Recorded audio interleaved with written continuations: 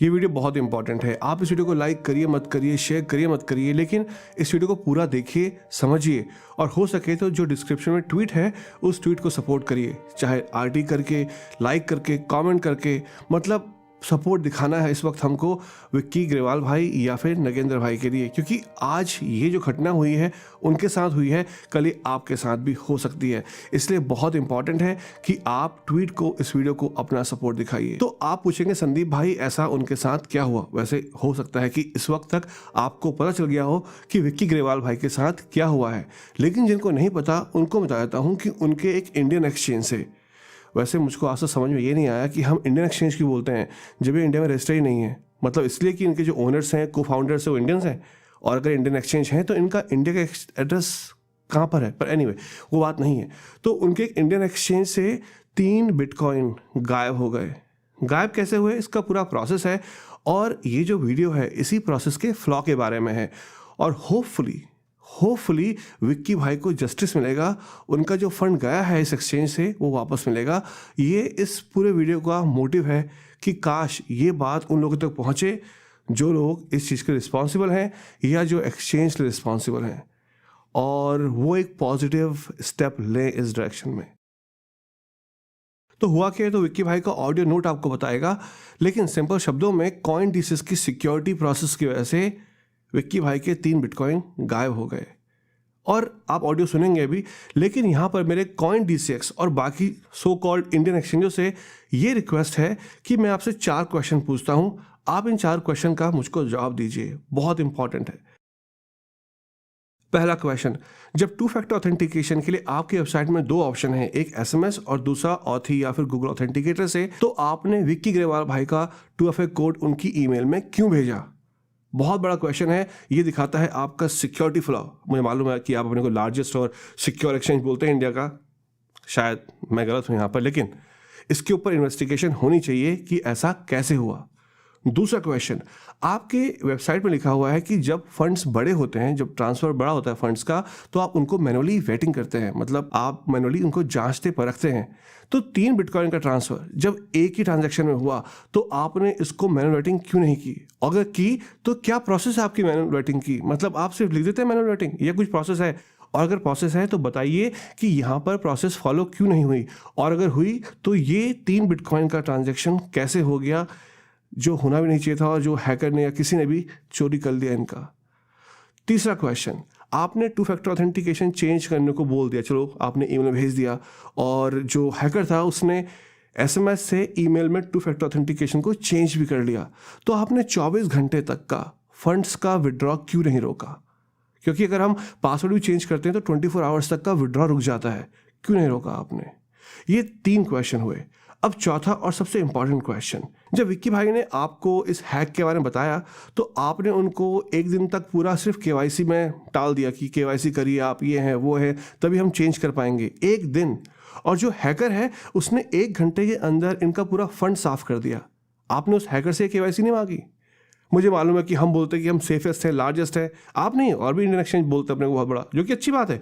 आप आगे बढ़िए, बहुत आगे बढ़िए, हम आपके साथ हैं, लेकिन अगर आप अपने यूज़र के साथ ऐसा करेंगे तो नहीं बढ़ेगी बात। क्यों नहीं? क्योंकि आप एक सर्विस प्रोवाइडर हैं, आप हमें एक सर्विस प्रोवाइड करते हैं, उसके बदले आप कमीशन लेते हैं, और सर्विस इंडस्ट्री की सबसे बड़ी बात है कस्टमर सर्विस। अगर आपकी कस्टमर सर्विस फेल हो गई तो जो आप बातें करते हैं ना, हमने KYC लेवल 3 की इंप्लीमेंट कर दी है, हमने ये सिक्योर कर दिया है, सब बेकार की बात है। क्योंकि अगर आप KYC को ठीक कर रहे हैं तो अपने आप को बचाने के लिए कर रहे हैं, अपने एक्सचेंज को अच्छा करने के लिए कर रहे हैं, आप यूज़र के लिए यहाँ पे कोई वैल्यू ऐड नहीं कर रहे हैं। हाँ, P2P एक्सचेंजेस की बात अलग है, लेकिन क्रिप्टो के एक्सचेंज में KYC करना आप इसलिए करते हैं क्योंकि गवर्नमेंट से आपको प्रेशर है, नहीं तो क्रिप्टो में कैसी KYC? ये तो नॉर्मल होना चाहिए था ना। पर कोई बात नहीं, आप बोलते हैं हमने ये ऐड कर दिया, हम 50-500 मिलियन यूज़र तक पहुंचेंगे। अच्छी बात है, पहुंचिए, पर ऐसे नहीं पहुंच पाएंगे आप। आपको इन्हीं यूज़र की, आपको हमारी रिक्वायरमेंट है। आप अगर सपोर्ट में, कस्टमर सर्विस में ये सारे काम करेंगे तो कैसे चलेगा? मतलब जब मर्जी आए इंडियन एक्सचेंज USDT की फीस बढ़ाते हो तो अच्छा, ID भाई ने उसके ऊपर वीडियो बना दिया, या मेंटेनेंस, वॉलेट मेंटेनेंस के पैसे मांगते हैं, काट लेते हैं बिना बताए, बोलते हुए जाओ कि टर्म्स एंड कंडीशन में वो 1025वीं लाइन में आपने 75वां वर्ड नहीं पढ़ा था, वहाँ हमने बोला था वॉलेट मेंटेनेंस फीस लेंगे। अगेन, हम आपके साथ हैं, हम चाहते हैं कि इंडियन एक्सचेंजेस वर्ल्ड क्लास के एक्सचेंजेस बने, पर ऐसे नहीं चलेगा। और हाँ, एक हफ्ते के बाद इस वीडियो का फॉलोअप वीडियो आएगा। होपफुली तब तक विक्की ग्रेवाल भाई को कोई ना कोई जस्टिस मिल चुका होगा, इस मामले की अच्छे से छानबीन या इन्वेस्टिगेशन हो चुकी होगी, और फिर से CoinDCX ने जो अपना भरोसा है इंडियन कम्युनिटी में, इंडियन क्रिप्टो कम्युनिटी में रिस्टोर कर लिया होगा। सुमित गुप्ता जी, जो आपको फाउंडर है CoinDCX के, मेरी आपसे हाथ जोड़कर विनती है कि इस मामले की अच्छे से छानबीन कराइए और देखिए कि हुआ क्या, कि आपका कोई इंटरनल एम्प्लॉयज़ में शामिल था या क्या हुआ, क्योंकि आपके सारे के सारे जो सिक्योरिटी के मेजर्स हैं वो यहाँ पे फेल हो गए हैं, धज्जियाँ उड़ चुकी हैं, और तब तक आप अपने को इंडिया का लार्जेस्ट और सेफेस्ट एक्सचेंज नहीं कह सकते। तो अब देखते हैं विक्की भाई का क्या कहना है इस वॉइस नोट में। नमस्कार संदीप भाई, मेरा नाम नगेंद्र ग्रेवाल है और अभी कुछ दिन पहले 13 मई 2020 को मेरे 3 बिटकॉइन चोरी हो गए coindcx.com नाम की इंडियन एक्सचेंज से। हुआ क्या, मैं थोड़ा सा आपको बताता हूँ। जब मैं सुबह उठा 13 तारीख को, तो मैं देखता हूँ मेरे मोबाइल पे 12 OTP आए हुए हैं रात को coindcx की तरफ से। फिर उसके बाद मैंने अपना अकाउंट चेक करना चाहा तो मैं लॉगिन नहीं कर पाया। इसकी शिकायत जब मैंने इनको भेजी तो इनकी तरफ से ईमेल पे मुझे रिप्लाई आता है कि आपने रात को 2FA चेंज किया है, मल्टीपल टाइम्स लॉगिन किया है और हमने आपका अकाउंट ब्लॉक कर दिया है।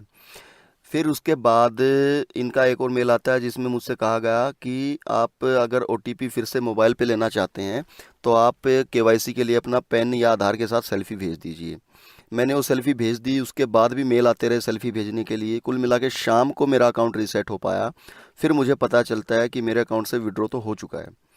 फिर जब मैंने इनसे पूछा कि 3 BTC की चोरी हुई मेरे अकाउंट से, तो क्या मुझे पुलिस में इसकी शिकायत करने जाना चाहिए, तो इनकी तरफ से गोविंद नाम के किसी शख्स का फ़ोन आता है मेरे पास।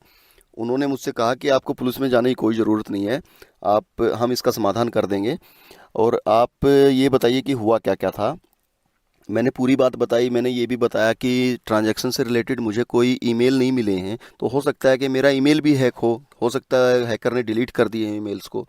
तो गोविंद ने कहा कि ऐसा होना इम्पॉसिबल है, क्योंकि जो CoindCX है वो 3 लेयर सिक्योरिटी सिस्टम यूज करता है, जिसमें एक लेयर आपके मोबाइल की है। मोबाइल के एक्सेस के बिना ऐसा वो कर नहीं पाएगा। तो फिर उन्होंने कहा ठीक है हम देखते हैं। 3 दिन के बाद मुझे बताया गया कि जो OTP है वो मोबाइल के साथ साथ आपके ईमेल पे भी भेज दिया हमने, जिसके कारण हैकर लॉगिन कर पाया। फिर विड्रॉल के लिए जो OTP है वो सिर्फ मोबाइल पे भेजा जाता था, लेकिन हैकर ने क्या किया कि आपका 2FA चेंज कर लिया जब उसको मोबाइल के OTP नहीं मिले। तो हुआ कि ये कि आपने 2FA भी चेंज करने दिया उसको बिना KYC, जबकि मैं चेंज कर रहा हूँ तो आप KYC मांग रहे हो। उसके बाद 2FA चेंज करने के बाद सारी एक्सचेंजेस ये करती हैं कि 24 घंटे के लिए ब्लॉक कर देती हैं विड्रॉल को, वो आपने वो भी नहीं किया। उसके बाद इतने बड़े लार्ज अमाउंट ऑर्डर को आपने मैनुअली वेटेड नहीं किया, जो कि आपकी सिक्योरिटी प्रोटोकॉल्स में लिखा हुआ है आपकी वेबसाइट पे। डिफरेंट IP से डिफरेंट लोकेशन से, कभी मुंबई से लॉगिन हो रहा है, कभी लातविया से लॉगिन हो रहा है। आपको ये सस्पिशियस नहीं लग रहा? तो एक्सचेंज की नेग्लिजेंसी रही है इसमें, लेकिन वो मानने को तैयार नहीं है। तो अब इसका क्या करूं मैंने पुलिस में जाने की सोची तो मैं गया। उसके बाद पुलिस ने कहा कि आप इतने दिन बाद क्यों आए हो, तो मैंने कहा कि एक्सचेंज की तरफ से मुझे भरोसा दिया गया था समाधान का, इसलिए मैं चोरी की रिपोर्ट करने मत देर हो गई मुझे। तो पुलिस ने कहा कि आप एक्सचेंज का हमें एड्रेस ला के दीजिए, इन्वेस्टिगेशन करेंगे हम, और आप कोई उनका कॉन्टैक्ट नंबर। जब मैंने इनसे मांगा तो मुझे ट्विटर पे सुमित गुप्ता ने, जो इनके CEO, उन्होंने ब्लॉक कर दिया। एड्रेस नहीं दिया मुझे इंडिया का जहाँ से ऑपरेट करते हैं। ईमेल्स का जवाब देना बंद कर दिया। टेलीग्राम पे मुझे ब्लॉक कर दिया। उसके बाद एक विवेक यादव नाम के बंदे से भी मेरी बात हुई थी इन्हीं की तरफ से। उसके फ़ोन पे जब मैंने फ़ोन किया तो उसने मुझसे कहा कि हम सिंगापुर में रजिस्टर्ड हैं और इंडियन लॉ हम पे अप्लीकेबल नहीं होगा, आप जो करना चाहते हैं आप कर लीजिए, कोई बात नहीं। तो फिर मुझे हर जगह से ब्लॉक कर दिया गया, मेरे से बात ही करनी बंद कर दी इन्होंने। फिर कम्युनिटी में कुछ लोग मेरे साथ आए जिनकी मदद मिली मुझे। तो फिर मुझे इनके CTO का नंबर मिला, नीरज खंडेलवाल जी का, उनसे मैंने बात की। अभी फिर से मुझे भरोसा दिया गया है वैसे कि ये मुझे कंपनसेट करेंगे अगर इनकी कोई नेग्लिजेंसी हुई तो। अभी आपसे मैं ये मदद चाहता हूँ कि कम्युनिटी तक मेरी बात पहुँचे, वो कैसे पहुँचे, लेकिन फ़िलहाल मैं सामने नहीं आना चाहता। अभी तो मैं वेट करना चाहता हूँ कि इन्होंने जो टाइम लिया है उस तक मैं रुकना चाहता हूँ कि समाधान कुछ हो जाए तो अच्छा है।